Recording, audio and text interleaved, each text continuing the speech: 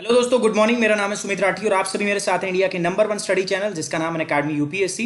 दोस्तों, तारीख है 7 अप्रैल, समय मॉर्निंग सुबह 5 बजे। 5 बजे क्या करते हैं? 5 बजे हम करते हैं 5 करंट अफेयर के बहुत अच्छे क्वेश्चंस। और ये क्वेश्चन जो है दोस्तों, ये यूपीएससी सीएससी 2020 के अंदर बहुत ही ज्यादा आपके लिए इंपॉर्टेंट रहने वाले हैं। और आप सोच रहे होगे सर सुमित 10 क्या है? दोस्तों, सुमित 10 कुछ नहीं है, मेरा कोड है। इस कोड का आप यूज करोगे, will get the 10% instant discount. आपको डिस्काउंट मिलेगा, साथ ही साथ मौका मिलेगा आपको मेरे साथ अपनी जर्नी को आगे बढ़ाने का। दोस्तों, 2 ईयर का सब्सक्रिप्शन जो है अभी अनअकैडमी की तरफ से आपको 52,000 के अंदर मिल रहा है, जो अर्लियर इट वॉज 92,000 रुपीज। सो आपको सीधे सीधा 40,000 का डिस्काउंट है। और इसमें भी अगर आप मेरा कोड यूज करते हो कैपिटल में सुमित 10, अगर आप ये यूज करते हो तो you will get this course only at 43,200, 43,200 रुपए में आपको ये पूरा कोर्स कंप्लीट मिल जाएगा। ठीक है दोस्तों, चलिए let's start with the first thing. तो ये है UPSC edge program, UPSC edge maximize your chances crack prelims in the 75 days. So ये यहाँ पर हमने स्टार्ट किया था 2 मार्च से। काफी अच्छा चल रहा है दोस्तों, आपके काफी अच्छे रिस्पॉन्स जो है यहाँ पर आ रहे हैं। यूपीएससी एज क्लास यहाँ पर मैंने स्टार्ट किया है अकेडमी सब्सक्रिप्शन पे। इंडियन ज्योग्राफी चल रहा है मेरा। मॉर्निंग में 9 से 10 AM को ये क्लास होती है दोस्तों। ठीक है, ये क्लास होती है आपकी मंडे टू फ्राइडे। तो ये हमें देखनी है Indian geography bye Sumit sir, यानी बाय मी। तो ये हम करते हैं। तो सुमित 10 मेरा कोड है और इस कोड का आप यूज कर सकते हो to get the instant discount of the 10%। जैसे मैंने बताया आपको, 2 ईयर का जो प्रोग्राम है, इसका जो कोर्स है आपका, ये कितने में मिल रहा है? अभी आपको मिल रहा है 52,000 में। बट आप मेरा कोड यूज करते हो तो you can get this, you can avail this only on 43,200 rupees. 43,200 रुपए में आपको ये मिल जाएगा। अभी लेटेस्ट मैंने इकोलॉजी का कोर्स स्टार्ट किया, सिर्फ एक इंट्रोडक्टरी क्लास हुई है उसकी। आप आओगे दोस्तों, आपको ये भी कोर्स मिल जाएगा और ये भी कोर्स मिलेगा। और जो मेरे पुराने कोर्सेज हैं उनकी भी वीडियो आपको मिल जाएगी, कोई प्रॉब्लम वाली बात नहीं है। दोस्तों, पहला सवाल है सरस कोव 2। ठीक है, सरस कोव का मतलब क्या है? Corona virus 2। मैंने आपको बताया था नोवल कोरोना वायरस जो NOV है, NOC जो हम बोल रहे हैं, नोवल कोरोना वायरस। तो इसके 2 और भी भाई हैं आपके छोटे छोटे। एक का नाम है SARS, SARS stand for severe acute respiratory syndrome. एक आपका MERS, Middle East respiratory syndrome. ठीक है, तो सरस का आउटब्रेक हुआ था 2005 के अंदर चाइना के अंदर, और मीरस जो है मिडिल ईस्ट के अंदर चल रहा है। तो नोवल कोरोना वायरस अभी है तो उसी का भाई, बट नोवल इसलिए कहते हैं, मैं बार बार बता चुका हूं। नोवल मींस क्या होता है? बिकॉज ये स्ट्रेन जो है वो नया है, इसलिए इसको हम नोवल बोलते हैं। पहली बार ये बीमारी आई है, that's why it is known as the novel. So इससे संबंधित सवाल क्या है? देखो, consider the following statement regarding the SARS-CoV-2 के बारे में निम्नलिखित कथनों पर विचार करना है। Like other corona virus, SARS-2 corona virus particle are spherical and have the proteins called spikes protruding from their surface. अन्य कोरोना वायरस की तरह SARS-CoV-2 कण गोलाकार होते हैं और इनमें प्रोटीन होते हैं जिन्हें स्पाइक्स कहा जाता है, जो इनकी सतह से बाहर की ओर निकले हुए होते हैं। SARS corona virus spikes bind to the receptor on the human cell surface called the, इसको क्या बोलते हैं हम आपका? इनको बोलते हैं एंजियोटेसिन कन्वर्टिंग एंजाइम 2। ठीक है, ACE2। सरस को कह रहा है कि सरस को जो है, इनके अंदर जो स्पाइक्स होते हैं बाहर की तरफ, इनके अंदर बाइंडिंग रिसेप्टर होते हैं। जो ह्यूमन की जो सेल सरफेस है उनके अंदर जो एंजियोटेसिन नामक आपकी कोशिका होती है, उसकी तरह उसके से वो क्या होते हैं? चिपक जाते हैं जाके। The viral gene can then enter the host cell to be copied producing more virus. इसके बाद ये कॉपी करता जाता है और वायरस जो है वो बढ़ते जाते हैं। तो एग्जैक्ट यही प्रोसेस होता है दोस्तों। अगर मैं आपको इसकी लुक दिखाता हूं, देखो ये जो बाहर दिख रहा है ना आपको, तो ये बीच में जो होता है ना, ये तो सन की तरह, सन का जो क्रोमोस्फेयर होता है, और बाहर ये जो प्रोट्रूडिंग जो स्पाइक्स होते हैं, ठीक है, ये इन्हीं के अंदर वो रिसेप्टर की हम बात कर रहे हैं जो आपकी ह्यूमन सेल से जाकर चिपक जाते हैं। So these are known as spikes. तो सेम शेप है कोरोना वायरस की भी, और जो ये नोवल कोरोना वायरस में सरस है, दोनों की सेम शेप है। और इस एंजाइम को हम ये नाम देते हैं, और ये अपने आप को कॉपी करते हैं ह्यूमन सेल में। तो ऑल ऑफ द अबव, सारे के सारे क्वेश्चन जो हैं आपके क्या है? एकदम सही है। Alcohol functions in killing the virus is not the same as that of the common soap, which has emerged the greatest weapon against the COVID-19 with the limited availability of the sanitizer। देखो, virus को मारने में जो alcohol, लोग कहते हैं ना कि अल्कोहल पियो, ज्यादा दारू पियोगे तो बॉडी के अंदर में वही वो नहीं होगा, दारू पीने से कोरोना वायरस नहीं होगा, मुंह मर जाएगा, ऐसा कुछ नहीं है। हाँ, लेकिन हम कहते हैं सर सोप जो होती है, जो या सैनिटाइजर होता है, उसके अंदर भी तो अल्कोहल है, बट वो मार देता है उसको, उससे उमर जाता है। देखो दोस्तों, दोनों अलग अलग है। सोप जो है उसका जो अल्कोहल है, उसके function that is different from the alcohol that we intake in the daru. जो दारू में पीते हो ना, वो अलग होता है, उससे उसको और मजा और आ जाता है, तो वो ज़्यादा फैल जाता है ना। अंदर कोरोना वायरस को भी नशा हो जाता है, फिर वो अपनी पॉपुलेशन बहुत तेजी के साथ में रैपिडली मल्टीप्लाई करता है। तो उल्टा काम करने गए थे आप, अच्छा हो जाता है, नुकसान है ना। नशे नशे में उसने भी अपनी जनसंख्या अंदर ज़्यादा बढ़ा देता है, तो जल्दी मृत्यु हो जाएगी उससे। सो this is the Saras Covid को स्ट्रक्चर 2। तो ये है आपका उसका स्ट्रक्चर। देखो, ये प्रोटीन जो स्पाइक्स हैं, इनको हम बोलते हैं स्पाइक्स।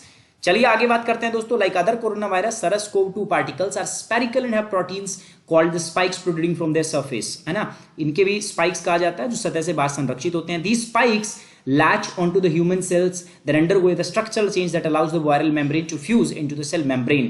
ये स्पाइक्स मानव कोशिका पर कुंडी लगाते हैं, मतलब अटैच हो जाते हैं उससे, फिर संरचनात्मक परिवर्तन से गुजरते हैं जो वायरल झिल्ली की कोशिका और झिल्ली के साथ फ्यूज होते हैं और फिर अंदर वो जाके अपने आप को रेप्लिकेट कर लेते हैं, ठीक है। So this is the whole process. The viral gene then enter the host cell and the copied producing more virus। उसके बाद वो उसकी जो आपका होस्ट सेल है उसके अंदर एंटर कर जाता है और फिर अपने आप को कॉपी करने लगता है। नेशनल टेली कंसल्टेशन सेंटर, ठीक है, इसको हम बोलते हैं आपका कॉन्टैक्ट। तो ये कॉन्टैक्ट क्या है, अभी आपको बताया था थोड़े दिन पहले मैंने कि जो भारत की मिनिस्ट्री ऑफ हेल्थ जो है उन्होंने एक एम्स के साथ मिलकर, एम्स इंप्लीमेंटिंग एजेंसी है और जो मिनिस्ट्री ऑफ जो हेल्थ है उन्होंने इसको क्या किया, कॉन्सेप्चुलाइज किया। दोनों ने मिलकर जो telemedicine, national tele consultation centre जो है ये एस्टैब्लिश किया फॉर द टेलीमेडिसिन, है ना। तो ये तो पहला तो गलत ही हो गया। Contact has been conceptualized by the ministry of the electronics and information technology. This is wrong. Why this is wrong? Because अभी तो मैंने बताया आपको ये मिनिस्ट्री ऑफ हेल्थ ने किया है। It is a telemedicine hub wherein the expert doctor from the various clinical domains will be available 24/7 to answer the multifaceted questions from the specialties from all over the country। बिल्कुल सही बात है, इसमें 24 घंटे doctor बैठेंगे और आपके किसी भी विविध प्रकार के प्रश्नों का उत्तर देंगे। एक्सपर्ट डॉक्टर होंगे आपके।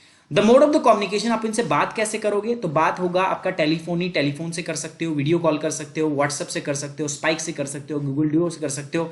ये बात भी बिल्कुल सही है, ये बात भी बिल्कुल सही है। पहला सही गलत है, तो आंसर क्या होगा? सी, 2 और 3, ठीक है। Union ministry of health and family welfare launch the national tele consultation centre contact recently. अभी भी तो लॉन्च किया उन्होंने, तो उन्होंने लॉन्च किया है। The project contacts in acronym to the कोविड-19 national tele consultation centres has been conceptualized by the Ministry of the Health and Family Welfare and has been implemented by the All Indian Institute of Medical Science। AIIMS ने इसको implement किया है। Conceptualise किसने किया? Ministry of health and family welfare ने, यानी कि परिवार कल्याण मंत्रालय द्वारा इसको संकल्पित किया गया और लागू करने में अखिल भारतीय आयुर्विज्ञान संस्थान नई दिल्ली का रोल रहेगा। This is the AIIMS. जिस कॉन्टैक्ट जो है basically it is a telemedicine hub established by the AIIMS New Delhi where in the expert doctor from the various clinical domain will be available 24/7। As I told you, 24 घंटे वो क्या रहेंगे, available रहेंगे। और mode of communication होगा। Now come to the small saving scheme. आपने पढ़ा है बेटी बचाओ बेटी पढ़ाओ, उसके अंदर एक स्कीम आती है सुकन्या समृद्धि योजना। सो ये जो स्कीम होती है these are small saving scheme, SS बोलते हैं इनको, एसएसएस। तो जो स्मॉल स्कीम सेविंग स्कीम जो होती है उनके बारे में कुछ सवाल आपसे पूछ लेता हूं। ये कह रहा था Shyamlal Gopinath panel was constituted in the small saving schemes. Shyamlal Gopinath panel जो है वो लघु बचत योजनाओं पर बनाया गया था। पहली बात, there exist a market link interest rate system on the small saving scheme. यार मार्केट रेट तो होता नहीं तो फिर ये फायदा क्या होता? अगर मार्केट लिंक्ड हो गया तो गलत है। तो ये जो है ये मार्केट लिंक नहीं होता। ये जो गवर्नमेंट की सिक्योरिटी होती है ना, जीसेक जो होती है, उनकी यील्ड पर डिपेंड करता है कि उनकी यील्ड कितनी, उस पर डिपेंड करता है। तो सेकंड स्टेटमेंट तो फॉर श्योर गलत है। सुकन्या समृद्धि योजना part of the Beti Bachao Beti अभियान is a small saving scheme. बिल्कुल सही बात है, it's a small saving scheme और ये भी सही है। यानी कि पहला और तीसरा क्या है आपका सही है एंड सेकंड क्वेश्चन जो है दैट इज रॉन्ग, ठीक है। Recently the government of India slash the interest rate, ये न्यूज में क्यों था? क्योंकि अभी अभी गवर्नमेंट ऑफ इंडिया ने स्मॉल सेविंग स्कीम पर और नेशनल सेविंग सर्टिफिकेट के ऊपर जो आपकी इकोनॉमिक फॉलआउट के चलते जो कोरोना वायरस देख रहे हो, तो जो आपके इंटरेस्ट रेट है वो घटा दिए हैं स्मॉल सेविंग स्कीम पर। ये पुराने 500 के नोट, इनकी एक फोटो बनाओ यार और इनको श्रद्धांजलि दो।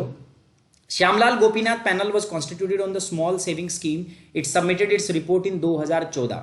The rate change on the small saving scheme are based on the yields of the government securities or the corresponding maturity। मैंने बताया ना, छोटी बचत योजनाओं की दर जो है परिवर्तन, वो आपकी सरकार की जो प्रतिभूतियां होती है, गवर्नमेंट सिक्योरिटी होती है, उनकी परिपक्वता पर क्या करती है, वो निर्भर करती हैं, ठीक है। ये अलग अलग इंटरेस्ट रेट है, पहले क्या थी और अब क्या हो गई है, तो ये इंटरेस्ट रेट के बारे में बताया गया है। सुकन्या समृद्धि योजना भी इसी प्रकार की एक योजना है। चलिए, भारत का जो रिजर्व बैंक ऑफ इंडिया, उन्होंने अभी क्या किया है मैं बता दूं आपको। रिजर्व बैंक ऑफ इंडिया ने हाल ही के अंदर क्या किया, एनआरआई को अलाउ कर दिया कि वो भी गवर्नमेंट सिक्योरिटी के अंदर इन्वेस्ट कर सकते हैं through the fully accessible route, FAR. तो आरबीआई ने इस बात को एनेबल कर दिया कि जो अभी एनआरआई है वो इन्वेस्ट कर सकते हैं the government security through the fully accessible route, FAR.